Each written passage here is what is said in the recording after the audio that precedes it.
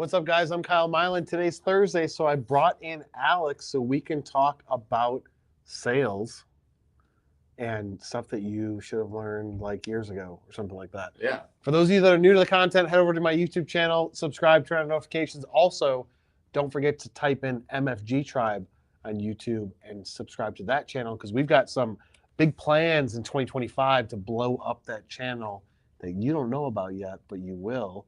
What do I not know about? You don't know. We had a meeting. When are there things that I don't know about? Apparently now. I'm just getting left in the dust. Sorry. Yeah. Well, we had a video meeting and Justin was like, I want to blow up MFG Tribe's channel. And I'm like, perfect. Alex can be the face of it. That's how we're going to do it. Oh. Are you sure you want that? I don't know. You're the prettier one. We're gonna have to poll the audience. Do you want to see Alex's face all over our YouTube channel? Give a blue thumb if you do. And here come all of them blue thumbs. Yeah. Is there a thumb down? There's no thumb down. I'm always down. I'm always down to create more content. You know that. All right. So today on Thursday, we come live twice a month to talk about industrial sales. Today's topic is things you wish you knew in sales years ago. Years ago. A year ago? A year ago. Years ago. There's going to be a lot of things in here that we talk about pretty consistently, but we really want to put it in a one-off video where you really understand, maybe some of the things that you've missed this year, maybe some of the things that you know that you should be utilizing, but you don't really know how to utilize it. I think we're going to go over this. So the first one. Go to the board. Yeah, the first one, if you can guess it, I bet you there's people in there that can guess it. It's going to be CRM. Nice. Where can I write over here, Justin? Is here good still? There, it's good. All right, cool. Given that CRM. Alex's mic is a bit low. Is my mic a bit low? All right. That's what Tim said. He's good now. Jack up that mic. All right, so CRM is essential. You need to make it work for you. It is not something that you as a sales guy need to be sitting there thinking that this is just another thing that my sales team wants to do. I know some of you know that I'm a sales manager here, and you're probably sitting there thinking about it and going, yeah, you're the typical sales manager that just wants us to fill out our CRM system. It is very important. It is not just a place to store contacts. It is a tool to track, nurture, and really help you get those leads and turn them into deals. You'll save so much time and headache if you treat it like a living asset. Because I mean, just looking at my pipeline, I walked into Kyle's office today. I walked in and I was like, my pipeline is flowing. It is overflow. I mean, you can't overflow a pipeline. We're just going to make it bigger. But I mean, it is full. I'll just dig that trench wider. Yeah, dig that trench wider. We'll make it bigger. I mean, it is full. I am barely able to keep track of what is going on. If it wasn't for the CRM system that we utilize, if it wasn't for the notes, the meetings, everything that Kyle has taught me to implement and said is important, I am working on implementing them. One of the reasons why today that I missed that video meeting was because I had to do follow-up. This week has been jam-packed with discovery calls, so I need to do my follow-up and make sure that I was inputting the follow-up that I had done into the CRM system and making sure that it was up to date. Because you need to make sure that you guys have your follow-up. You may have thought, hey, I followed up with that guy like a week or two ago, which I thought on some of mine that I had, and looking into it, I hadn't followed up since before FabTech or like right after FabTech when we've gotten back. So time flies. Yeah, time flies, especially when you guys are having fun. Yeah. So when you're busy, that's the thing is like, I was just talking with a customer that has an issue with the sales team. I don't think that he watches our content, so he won't be like, yeah, yo, that was me. But if you're not tracking that data with those dashboards, like you can forget so much information if you don't have it organized. So it's like, okay, create a task to follow up. But if you create a task, I put in a system where it's like, hey, this doesn't have something, notify it in a Slack channel for accountability. But even that, like if you're not looking, if you don't have the information readily available to you, it just falls through the cracks. That is the nature of sales. That is not specific to any person, any industry, any age demographic. I don't care if you're 18 or 80, that is sales. A typical salesperson goes off after the lowest hanging fruit, whatever's right in front of them. Ooh, I got this thing, let me work this thing. And they forget about the stuff in the past. And there's no salesperson I've ever met in the history that's like, of course I remember that. All of my stuff is on lockdown. No, they create systems to make their stuff on lockdown because you need assistance. Because when you are in meetings and new people and new conversations, I got to do these tasks today to get this project going in this potential opportunity going down the pipeline, you will naturally, once you have 5 of those in the week, forget about the stuff from last week or 2 weeks ago. So you have to have that CRM system to track everything. Yeah, and a CRM system is not only just to track, notes and lead and, all the, the notes and typical things, meetings, follow-ups and stuff like that. We have a system implemented where we have the source of where the deal came from, whether it came from an event, and then going into Civic, it came from an event. What event? Did it come from FabTech? Did it come from IMTS? Because when you're sitting there and you're starting to look, a year, 2 years, even you guys as just sales guys should really be utilizing this, because you can look, hey, what this year I did X amount of deals. Where did most of my deals come from? Well, it looks like most of my deals came from LinkedIn. Looks like most of my deals came from me farming, or events.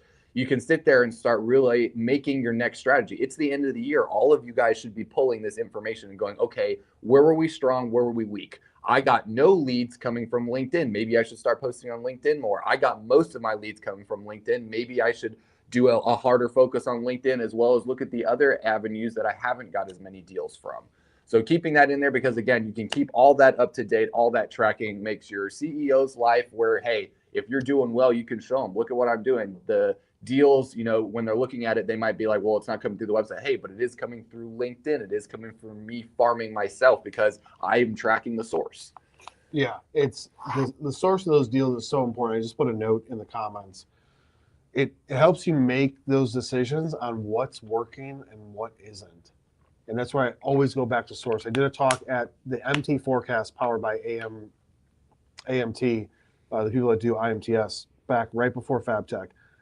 And I asked the question of, there was probably 90 executives, industrial executives in the room. And I said, how many people right now can tell me where the source for all their deals came from for the past 12 months? In some sort of quickly accessible graph of what is driving opportunities to them.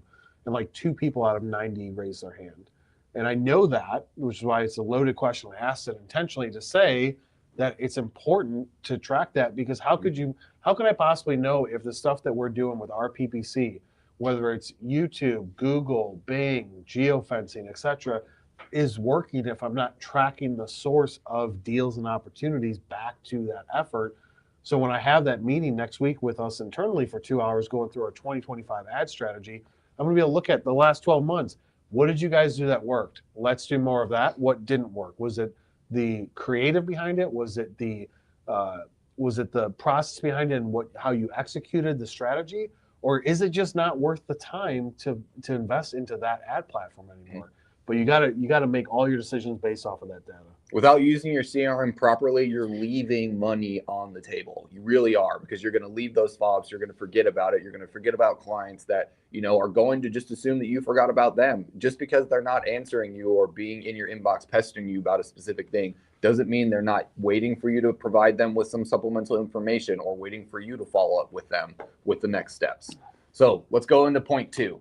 Point 2, all of you are probably going to be able to guess this one too. It is... Wait, let's see if Laura can guess it. Laura, you know us so well. What's point number 2? I think I might know what it is. I have no idea what Alex's notes are either. We don't talk before I walked in here at 2:30 and was like, "What's the topic?" What do you think point number 2 is? I don't know. Doing better research. Better research. I'm gonna say follow up. Ooh, close. It's okay. LinkedIn. That would be point number 3. It will be LinkedIn. Right. Follow up is in there, but right now I'm gonna go with LinkedIn. LinkedIn, especially in the manufacturing space, is so important. And what I mean so important, the amount of deals, we were talking about that tracking deal sources, the amount of deals that we get. I mean, I know we're a service provider, but the amount of deals that we get coming through LinkedIn, whether that be that they knew who we were, but because we're reaching out to them on LinkedIn and they're actually engaging and talking to our sales guys, talking to me, there are people that are reaching out to our PPC person. There's people reaching out to our automation people on LinkedIn. They're not necessarily sales guys, but they're out there posting, they're out there showing what they're doing. So it's creating a sense of, I'm interested in what they're doing. I'm interested in what they provide. So utilizing LinkedIn, but you need to be smart about it. You can't just be out there just trying to get as many followers as you can. It's an invaluable resource for industrial sales.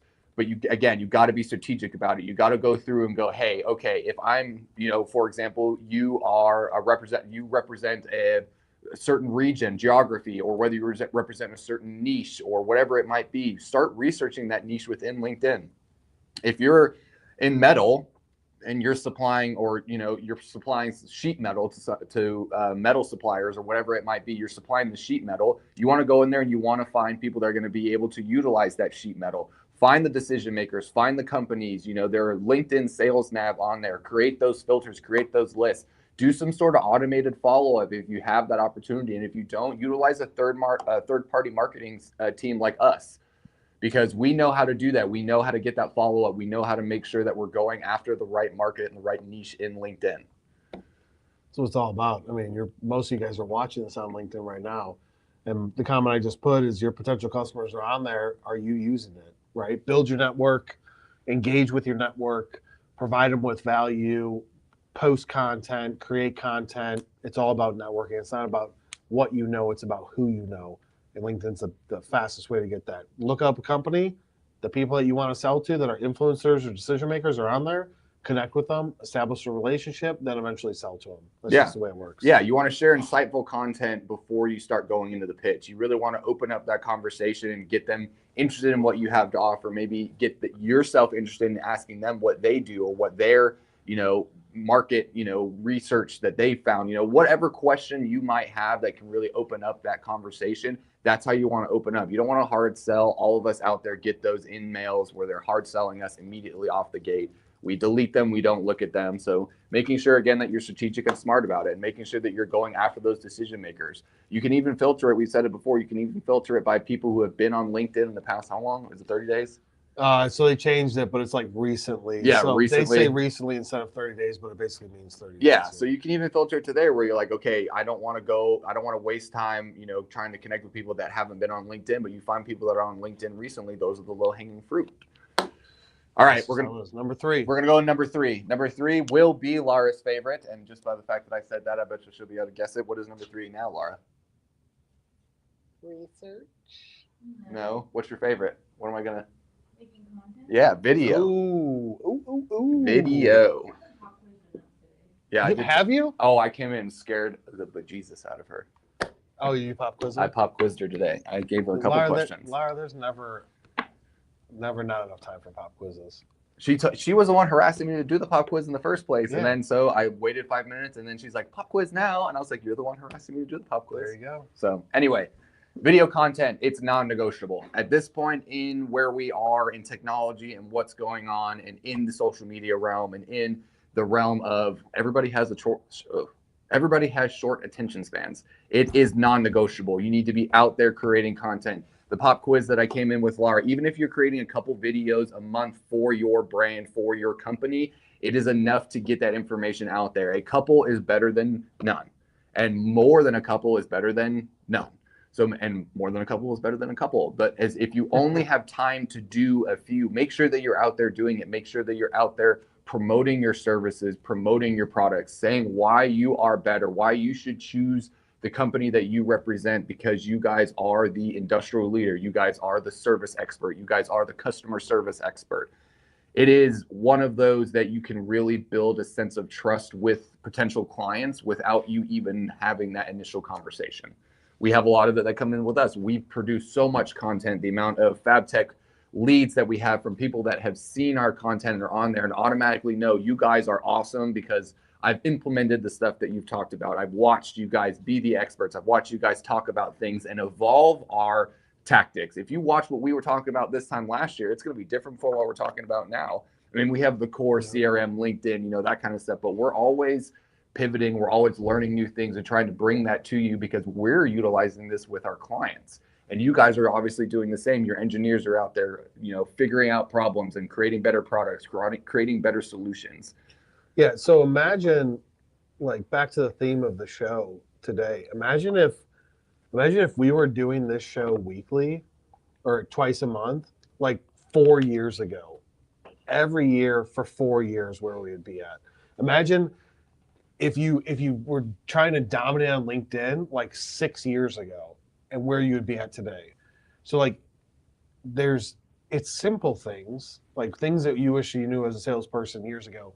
I personally wish that I would have known how powerful video could be for a revenue generating source. I had an idea that it would be, which is why I invested into it. But like where we're at today with the volume of content, we were not at when we started. So if I would have done this 10 years ago, I'd be way further along. So everything has this cycle of like, when are you going to see ROI?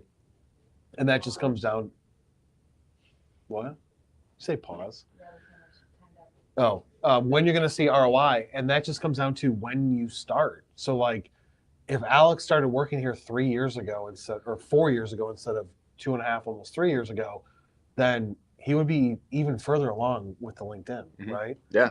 So you got to start now, and there's nothing like secretive about it, right? No. Just create videos. You have a phone. Just make a video and post it. Look at the videos that I do that promotes our shows beforehand. If you guys see them, I'm usually sitting in my office. You can see my, nerdy Star Wars poster, as some of them would say, as one of our clients would say, our previous clients would say. Oh.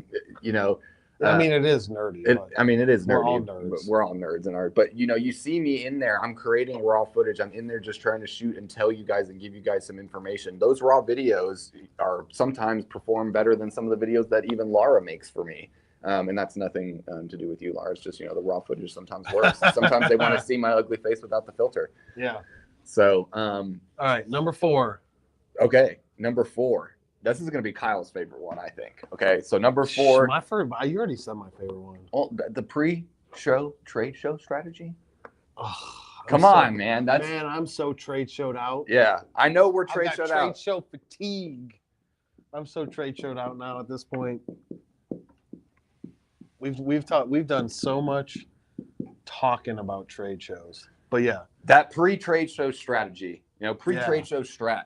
It is critical. If you are going to go to a trade show and you have any hope or expectation of you guys coming out on top and getting leads and being successful, we paused again. We're good.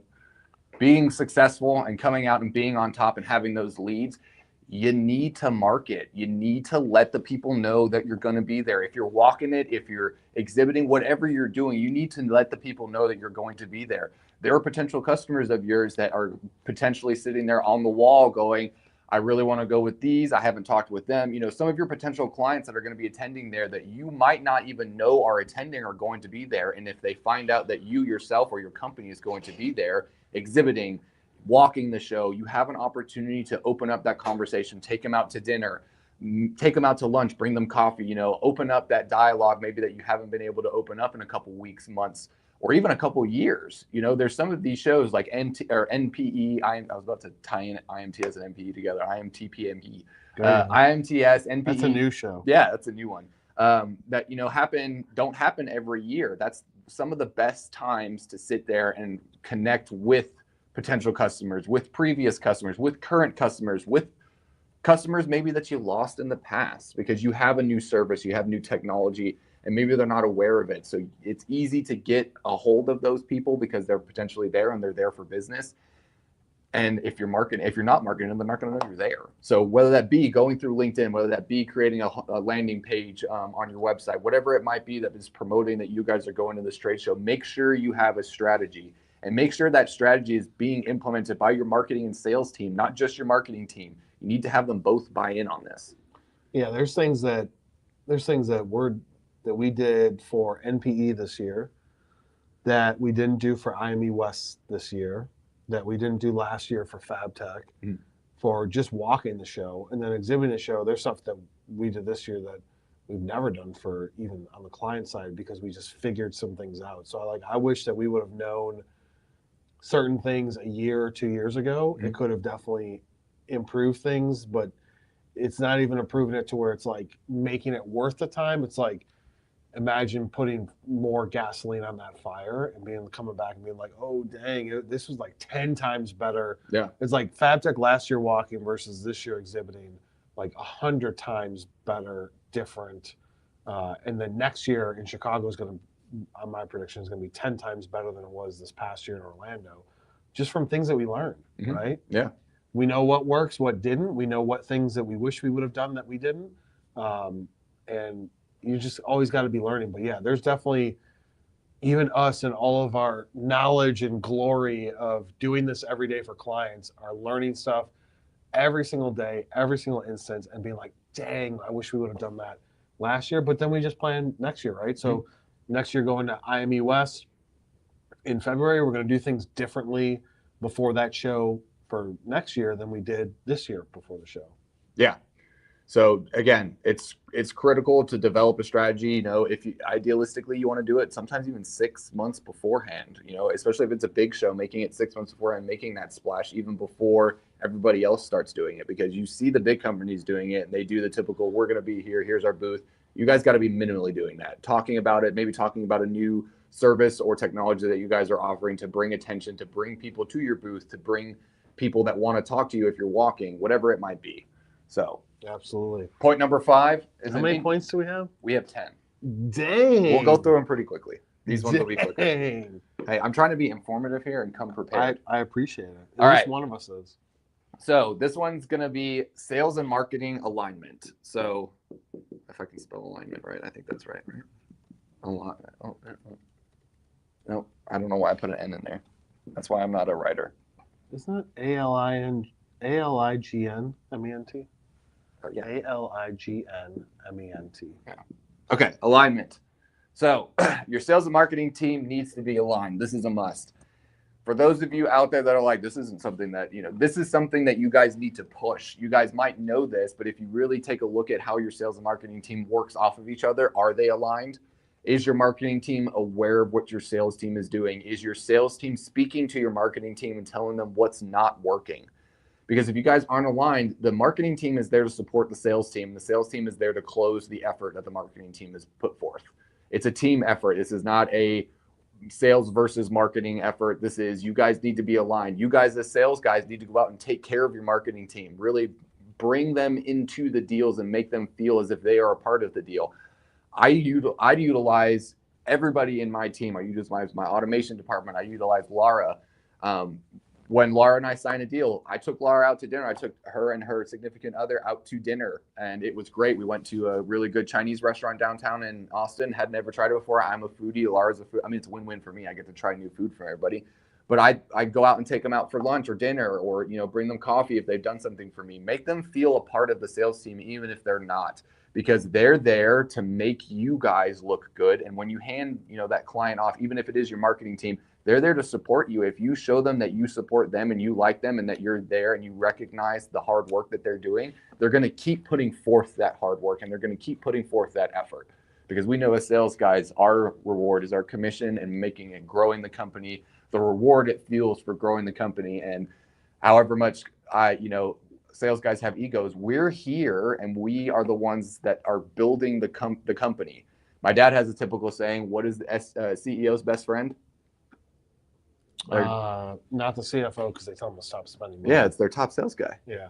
CEO's best friend is their top sales guy because he's the one that's growing the company. He's the one that's out there making it so they can hire new people. They can research new technologies. They can invest, all those kind of things. So making sure you guys are aligned and making sure you guys are on the same page and that your strategies are aligned is so important.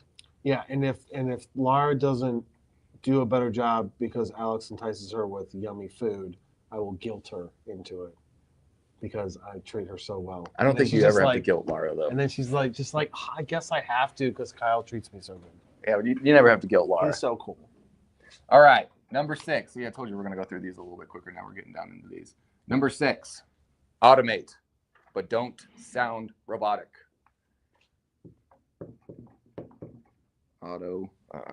It's been a long day. Okay, I was right.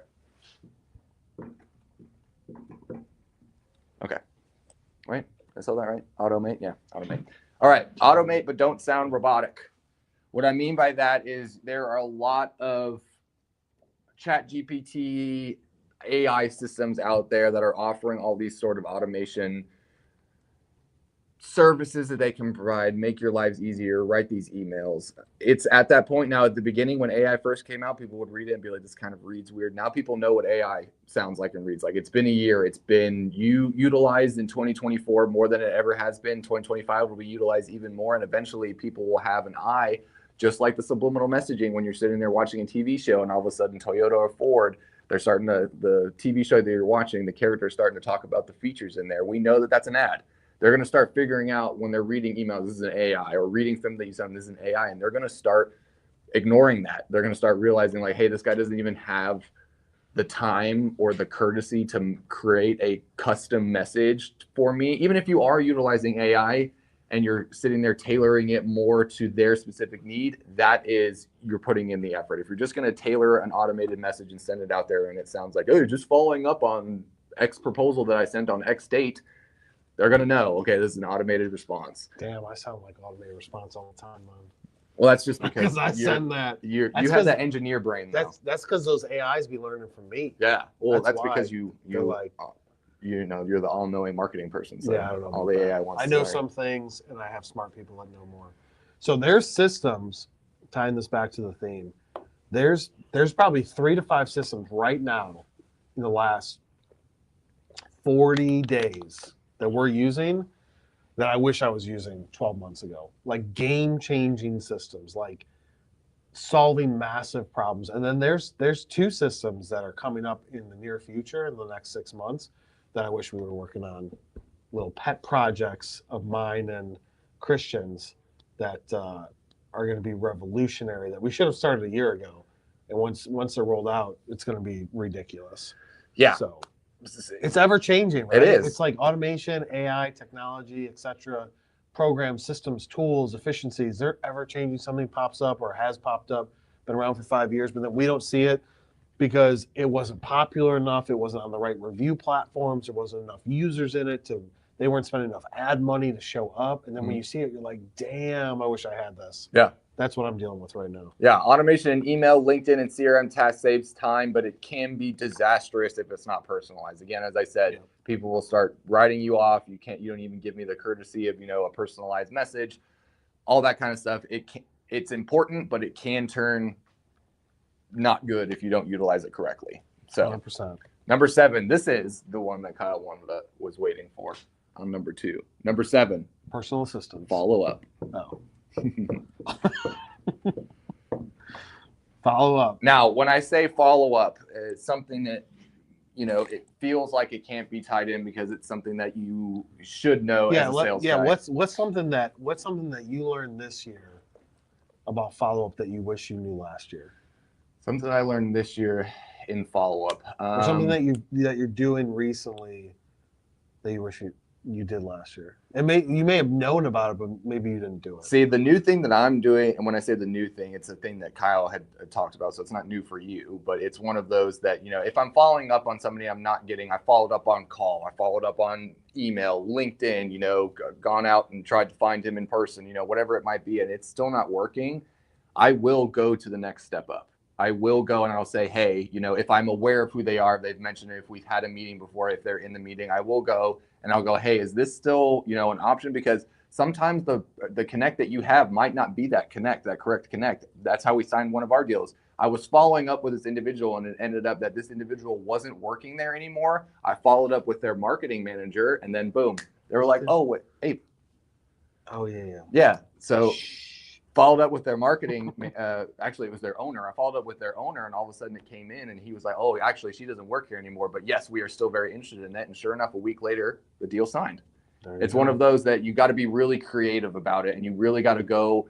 And that's not go to the boss if they haven't answered you for 2 or 3 weeks. It's been a while. I'm either moving this into my close loss or my long-term nurture pipeline. Let me try one last ditch effort to try and get this attention back on this deal, because there's not going to be anyone that's going to be mad at you for following up with the higher up because you're trying to bring attention to this. They're going to tell you, nope, we actually axed that, or hey, actually got pushed back. You're going to get some sort of relevant information no matter what you do. And the last ditch effort is the manager follow up. Oh yes, I always go to him. That's where Alex just comes to me and is like, I'm getting nowhere, I'm being ghosted, and then I see what I could do. That happened with oh my gosh, I forgot the name of the company, one of Palmer's deals. Oh yeah. And then I texted the guy because I had a cell phone number, never talked to him before. Palmer was getting ghosted on email and phone calls.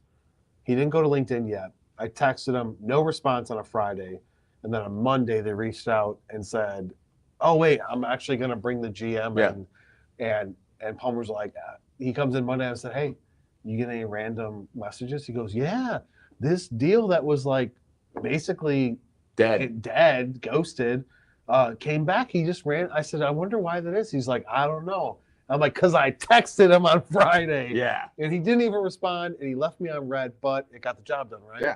And all I said was, hey, this is who I am. This person was reaching out to you before, didn't really get a response. I just want to know, is this still even in the realm of possibilities? And he just probably remembered at that point, like, oh yeah, that cool dude from MFG Tribe was following up, and I've been ghosting him, and I forgot. And then it works. Like, Yep. So last ditch effort, have your boss just reach out and maybe twice, and then after that, go back to the salesperson and put them in like super long-term nurture. Exactly. All right. Number 8. If you're not doing ABM, start now. What's ABM? ABM is account-based marketing.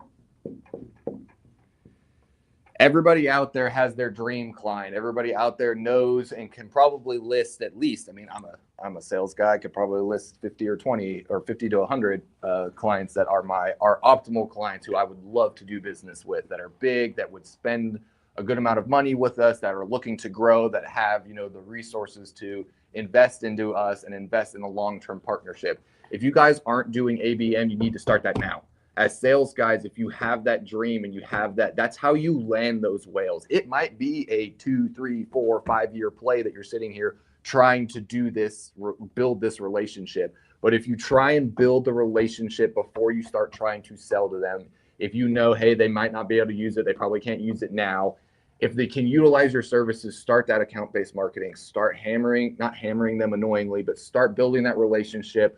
Start giving them resources, showing them why you're the best, showing them why they should choose you. Because when that need arises, the first person they're going to probably give that opportunity to is you. Because you've been talking to them, you've been telling them, you've been giving them solutions, you've been providing them with useful information. You've built that trust. So now they have that need. They have a way higher likelihood of choosing you.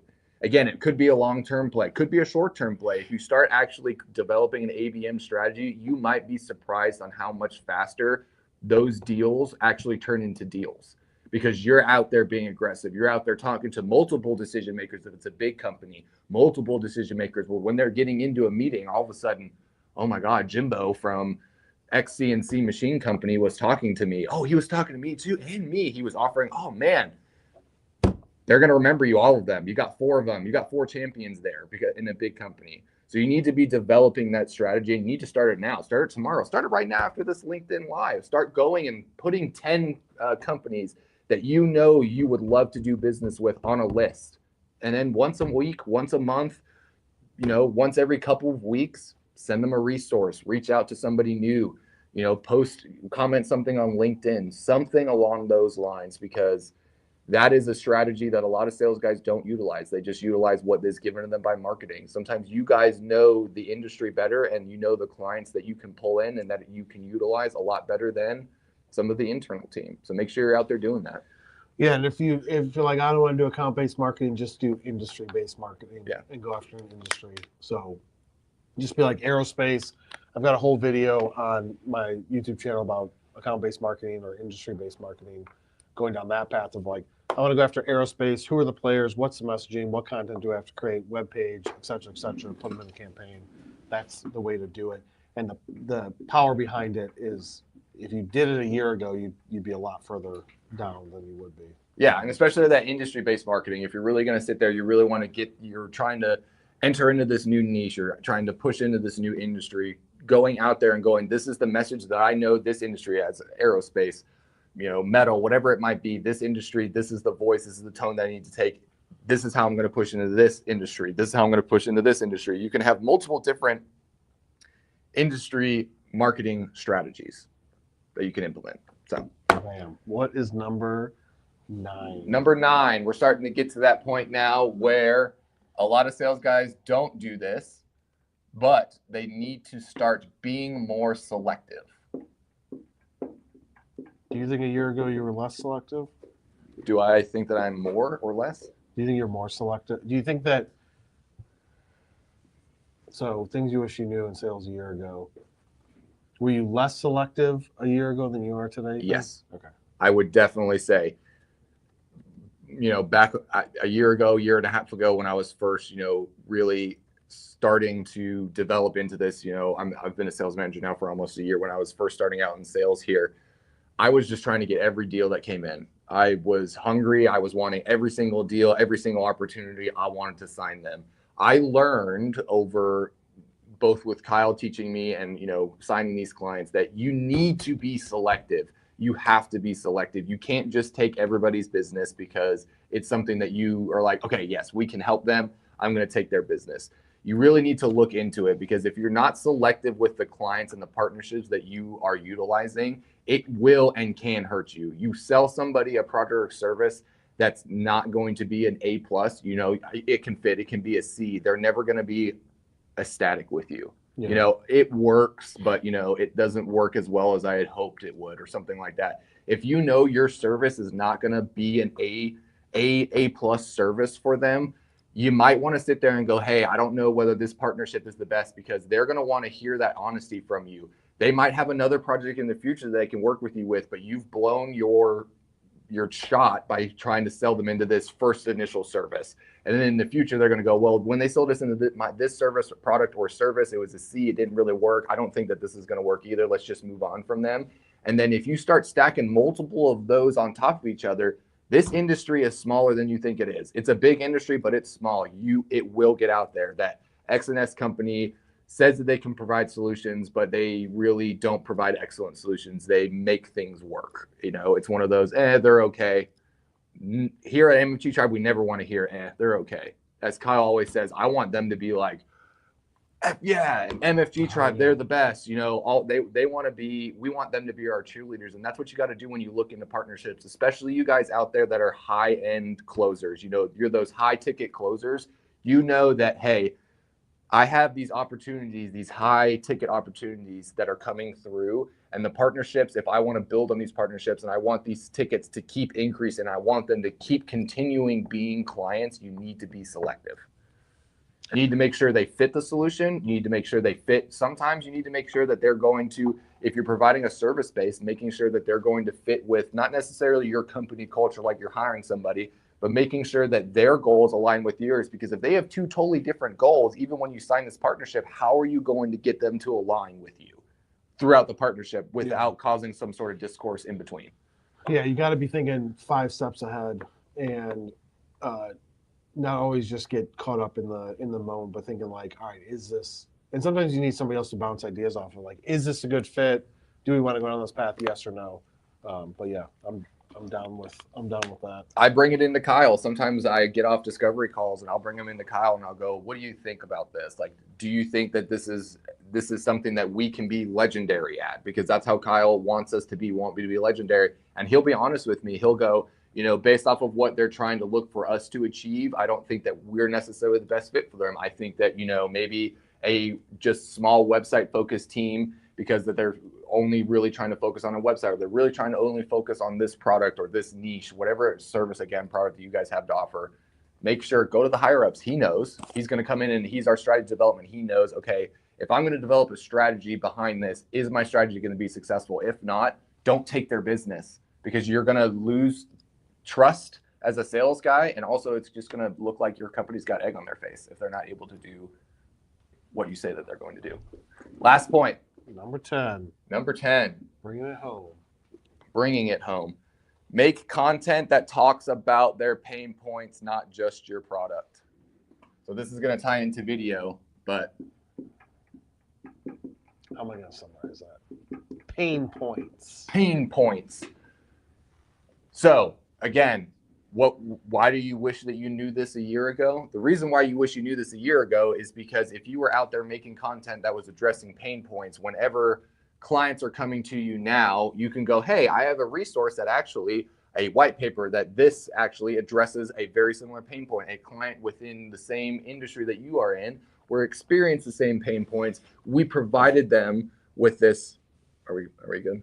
We provided them with this product or service, and now look at how more efficient they are. Look at how much money they're saving. Look at how many resources they're saving, whatever it might be, making sure that you're addressing those pain points, because that's how you're going to get able to close a deal and again, build that trust.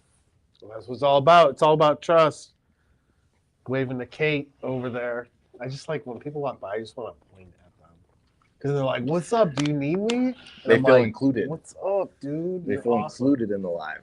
So that's it on my end here. That's Alex's top 10 things that he wished that he knew 12 months ago. I agree with them. We're going to take a short break and go to the comments and see if anybody's talking about anything besides me leaving all my notes.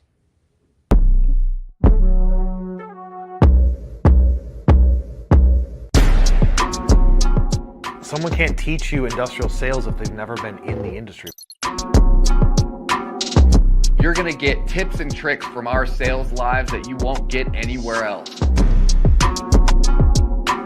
What I'm trying to get us to be is the biggest industrial sales and marketing agency like in the world.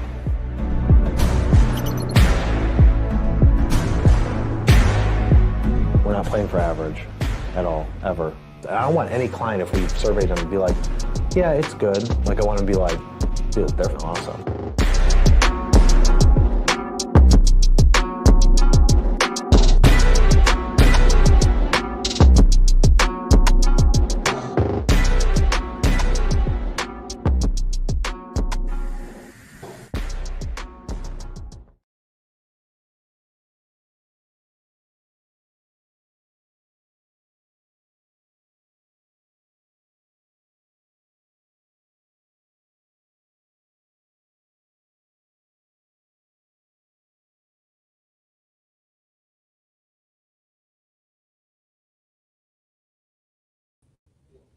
Chloroform. I'm just kidding. Oh my God. Jokes inside the office. We got lots of jokes. All right, guys, we're back. Let's go through the comments. Justin, throw them up on the screen.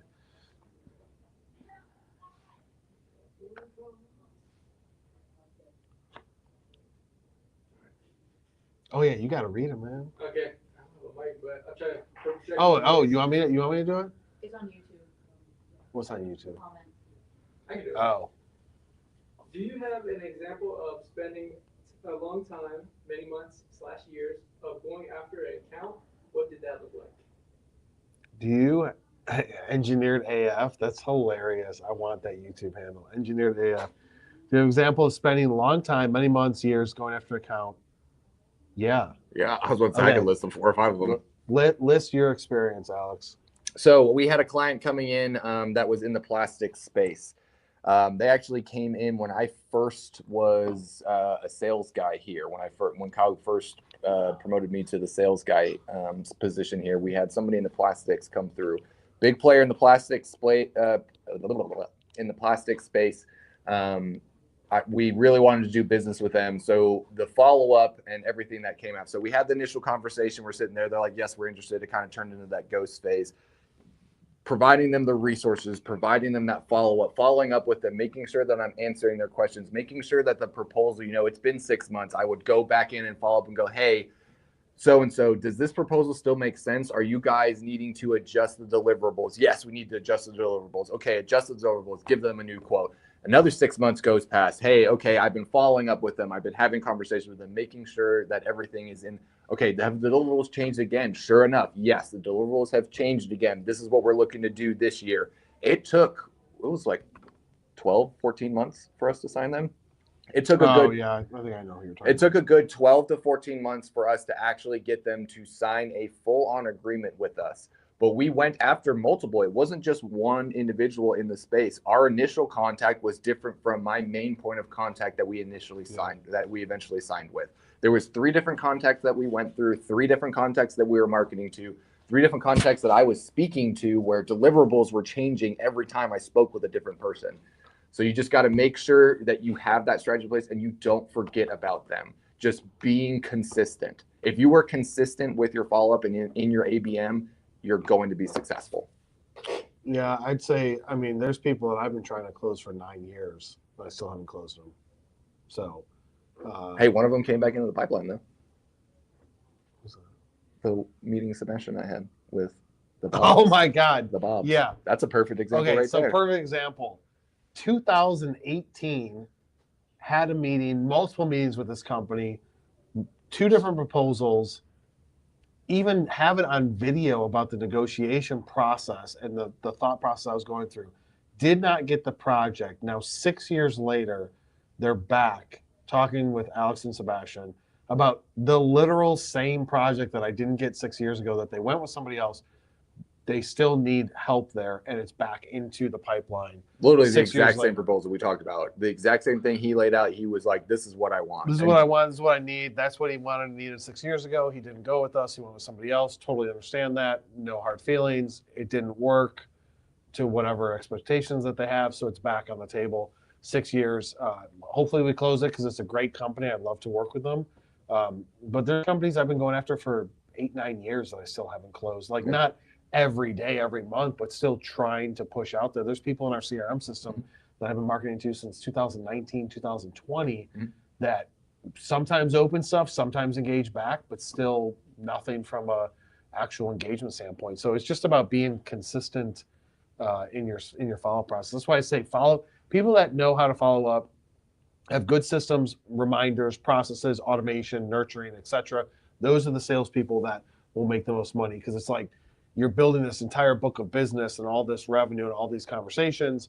And then as you start to stack them over years and years and years, the ones that you didn't get 2 years ago, you get maybe 2 years later. And then if you have that cycle, then your pipeline's always full because you're constantly working people back through that you couldn't close before. So yeah, that is a common thing. All right, we have a good amount of questions coming in. Oh, And snap. another one. I thought I was going to be able to eat lunch. Psych. Psych. So we got one from Tim Drinkwater. He says, how long do you have to wait to recycle a live topic? I don't know. Laura, 90 days? 6 months? If the information changes tomorrow. Yeah, if the information changes, or I would say instead of recycling the live topic, creating like a subtopic from it or a complementary topic. So it's not the same thing like what's one thing that I learned last year. That could be done once a year, but if we can say like break out that topic into subtopics, I think that would be good. What's good things we learned? What's bad things we learned? You know, Yeah. what What are the things do we wish trends we this learned? year? Yeah. Trends next year. What's the performance that we're seeing this year versus next year? I don't know if you have any viewers. They haven't seen it. Or if you have new viewers, yeah. If you like Tim and you're blowing up across the world. I saw a Kennametal person at the Wolfram open house too. Oh yeah, they're all over. They're all over the place. They're big boys. They got lots of reps. Right. So we got one from Eduardo Renati. Yeah, Eduardo. If you make a video content promoting your company's products and build a brand around that, does it affect your brand when you change companies?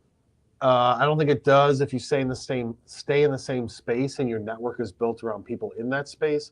If you go from industrial to real estate, then it is going to be completely different. But if you go from industrial switches to industrial motors, like it's just still industrial. So I don't think it hurts you. Plus, if anything, it'll teach you. Like, let's say you do switch completely. Like you go from industrial to selling real estate. It taught you how to build a network and get that engagement. So you'd be able to do it a lot faster the second time around with a different audience. Mm-hmm. And then we got one from A. Fernandez Castro. And when potential clients have a higher turnover rate, it's disappointing to start again. It's disappointing to start again every time. Is it worthy the investment of time in that kind of customer? I think he's talking about when they have a high turnover rate, like their champion within their company. I'm assuming, you know, every time they're in there, because we've had a couple of clients that have had that issue where that company that they're talking with has a high turnover rate where their champion keeps getting fired, or when they try and go in and have that conversation again, they're like, who, what?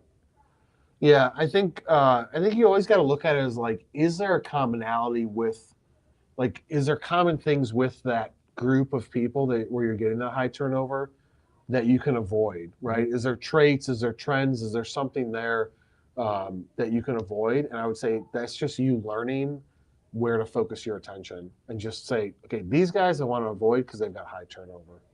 Yeah, sometimes you have to, again, being selective. It's one of those points up there. Being selective. Be selective. If it's one of those where it's like, okay, every time I get to almost the finish line, my champion's gone. It's one of those, maybe try and go a couple steps up for where your champion is. Go to the director, go to the VP if they've been there for a while, and be like, look, I've been trying to work on this with, the past 3 or 4 reps that you've had in here, and it seems to always hit the same railroad or the same wall whenever it gets to this point. So, and then if that ends up not working out, again, being selective, moving on. Don't waste your time on something that you know that you can't fit into. We have another one from Tim Drinkwater. Do you guys want to read this one out loud so they can hear it? Yeah, just throw it up there. Should be up there right now. Is it how do you handle potential conflicts? Yeah. How do you handle potential conflicts when bringing on a new customer that competes with an existing customer? Alex. Can you repeat the question again? How do you handle potential conflicts when bringing on a new customer that competes with an existing customer?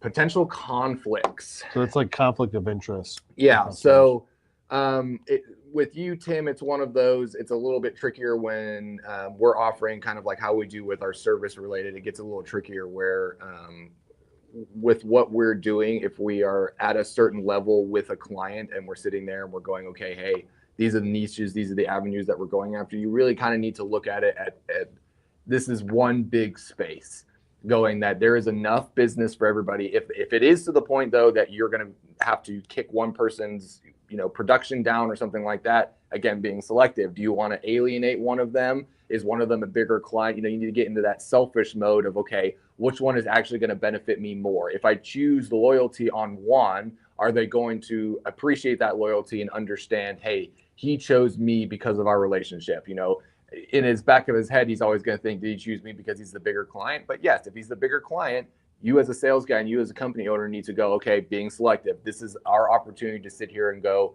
we need to push this space, because sometimes, depending on who you're dealing with, that competitive nature could alienate both of them if you're not careful. Yeah, you just got to be careful. Like, does a conflict with your business is going to affect you in any way with your deliverables? Like for us, there's lots of areas where we don't bring on customers that are competitors of our current clients, just because if we feel like we would have a conflict of interest of working on the same thing because of what we do, then we don't go down that path. And other times there isn't a conflict of interest, even if they are in the same space, because of what we're doing with each of those people. If it's not like one PPC person or one automation person is working on the same thing as somebody else for the same type of industry, going after the same people, that to me gets a little bit sketchy. So just setting up rules to see whatever you're comfortable with from a business ethics standpoint that's applicable to you, right? So like if you're making parts for John Deere and you're an expert in agriculture parts for harvesters or feeders or seeders equipment, then maybe you don't want to work with Case New Holland or other people. But on the flip side of it, you're an expert at making those parts. They'd be like, oh, you already know how to make these. You've got the quality, delivery, all that stuff. Then you can easily make them for me, and they don't care. Sign an NDA. At the end of the day, as long as an NDA is signed, you should be covered. All right, then we get another one from Eduardo. Do you want me to read? Do we do a live? Is that the if you make video content? Is that how it starts? Would you? Oh wait, no, we already did that. Eduardo is already saying, when is Kyle going to start a subscription-based weekly, bi-weekly mastermind group? That one? No, it's would your brand be less effective? Would your brand be less affected if you posted on both products and personal stuff, hobbies, and life? I think that your brand should have both, and there should be a balance to where you've got maybe 20% personal, 80% business on LinkedIn, to where you're showing at least a little bit of a human element to your personal brand. I'll add on to that, Eduardo, and say when you're doing your personalized brand, don't be, I would label it at Facebook, as you would say, if you were going to sit here and go, I would read this on Facebook, kind of thing. If you're showing kind of day in the life of your kids, stuff like that, great. If you're going to sit there and start, posting some controversial things and stuff like that, I would recommend maybe keeping that off of there. And I'm not, everybody here knows. But it depends. It depends. What the controversy when I say is. controversial, Because sometimes Kyle posted some controversial things, and Kyle. yeah, we all agree with what you have to say. Anyway, yeah, don't be posting pictures of your food. Yeah. Don't post a picture of your Nobody cares food, what you or posting too personalized of a post, but showing that human aspect of it is important. Got a comment from Ali Romero. Says, hi, first time here. Grateful for the information. Can you make this video available to review after I found your content valuable. Funny I- enough. I already responded and said, check it out on YouTube, subscribe, turn on notifications, and then magically it unlocks all of the lives. But you have to subscribe and turn on notifications. That's a new rule with YouTube. New rule. It's actually not, but we're going to pretend like it is. Thank you, Allie. And then we got another comment from. Did we skip over Elijah? Yeah, we got Elijah. We got Elijah. Yeah. Material handling says, how do you handle a prospect not open to working with you because they have working relationships with another supplier? I just want to get my foot in the door and let them know what we can do. All right, Alex, if you're going after somebody, they're working with a competitor, and you're trying to get your foot in the door, how do you handle it? I'm a little aggressive. When I say aggressive, when it comes to something like that, I'm gonna find a problem.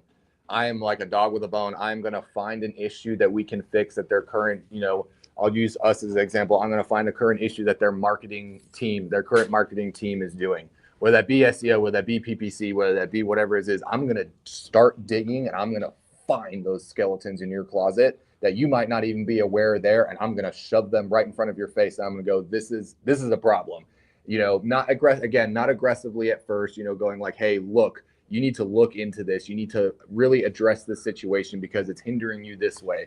Or, approaching it, there's multiple different ways you can approach that. Approaching it with like, okay, I understand this. Is your team currently, again, I'm going to use us for example because our services, is your team currently utilizing PPC? Yeah. The team that we have is doing PPC. They have our budget and everything like that. Okay, well, we're kind of like looking through some of your statistics, the click-through rate, whatever, your conversion rate. We're big on, how much money we're bringing to you. So I'm going to be like, okay, it looks as if, you're getting a lot of clicks, but these clicks aren't turning into deals. Is there a reason for that? Asking them questions, getting them to really sit there and analyze their current partnership and maybe even get them to realize, ooh, actually this partnership is not as solid as I think it is. And it's a little bit hard. It's a lot harder than what I'm making it to sound out to be. But again, we always say, provide them with those resources. If you provide them with that resource, if you provide them with why you're better, just keep showing them why they should choose you. And whenever that issue does arise, with their supplier, if it ever does, they're going to go, hey, well, we have Eduardo or Jimbo or Elijah over here that's ready to, take over and is saying that these issues that we are having with our current supplier are non-issues with them. Yeah, and also keep in mind, like, you can't sell the unsellable. So if they're locked in, you can just kick them to the back burner, put them in an nurture campaign, and go after other people. If you obsess over one person that you can't close, it is what it is. Be selective. I don't know how many times we've come back to this one on this one. Selective. Be selective. All right, guys, that's it. I need to eat. It's 3:30, and I need to put some fuel in me besides just highly caffeinated energy drinks. Don't worry, I'm going to stick around and juggle for the next. I'm just kidding. Yeah. Alex is going to be here for the next hour. Juggling random instruments. Random knives. Justin, throw me the camera. Yeah. We're juggling our cameras now. All right, guys, if you got value out of this, share it with somebody that you know. Be sure to follow both Alex and I on LinkedIn. Go to YouTube, subscribe to the channel. We will be back next Tuesday to talk all about industrial marketing at noon-ish. I think it's noon next Tuesday. So be sure to check out the events, and I'll see you on the next one. See you later, guys.